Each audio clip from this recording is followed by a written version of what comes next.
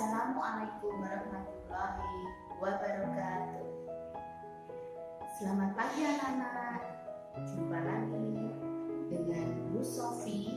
Kali ini Bu Sofi akan memberikan materi MPLS, cara belajar efektif. Belajar efektif adalah belajar mengajar yang berhasil guna, dan proses pembelajaran itu mampu memberikan pemahaman, kecerdasan, ketekunan, kesempatan yang lebih baik, serta dapat memberikan perubahan perilaku dan dapat diterapkan dalam kehidupan sehari-hari. Bu Sofi punya beberapa tips cara belajar yang baik dan benar. Di antaranya, yang pertama, belajar kelompok. Apa itu belajar kelompok? Belajar kelompok adalah belajar di mana ada beberapa teman kalian yang dibagi secara kelompok. Itu kalau di dalam kelas. Tapi kalau di rumah biasanya ada teman kalian yang datang ke rumah. Itu yang pertama. Dan tetap harus didampingi oleh orang tua. Yang kedua adalah rajin membuat catatan. Caranya dengan membaca. Setelah membaca, kita ambil kata-kata yang sulit dipahami, kemudian kita catat, kita cari pemahamannya tersebut. Tetap harus bertanya dengan orang tua. Yang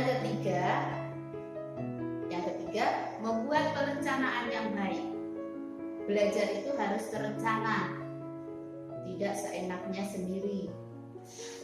Artinya terencana, misalkan setiap hari anak-anak belajar jam 8. Besok lagi juga sama, belajar jam 8. Itu terencana. Terus apa yang harus dipelajari itu juga harus direncanakan. Misalkan hari ini aku mau belajar musik, berarti terencana, oh aku belajar musik. Besok lagi, oh aku mau belajar nyanyi, berarti aku belajar bernyanyi.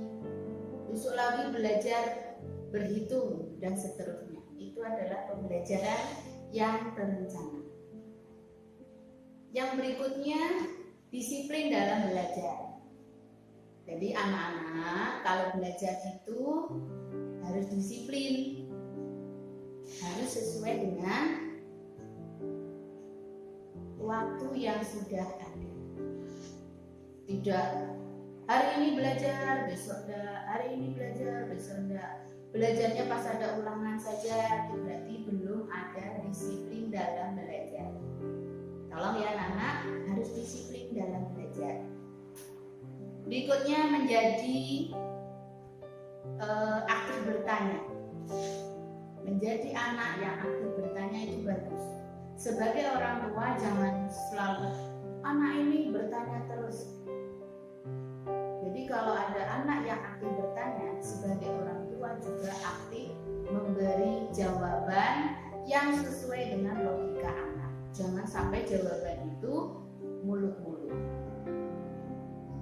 Berikutnya adalah belajar dengan serius dan tekun. Artinya belajar itu tidak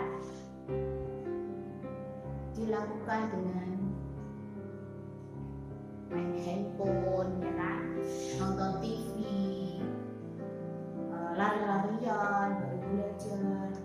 Tapi serius, fokus, tekun, teliti, itu belajar.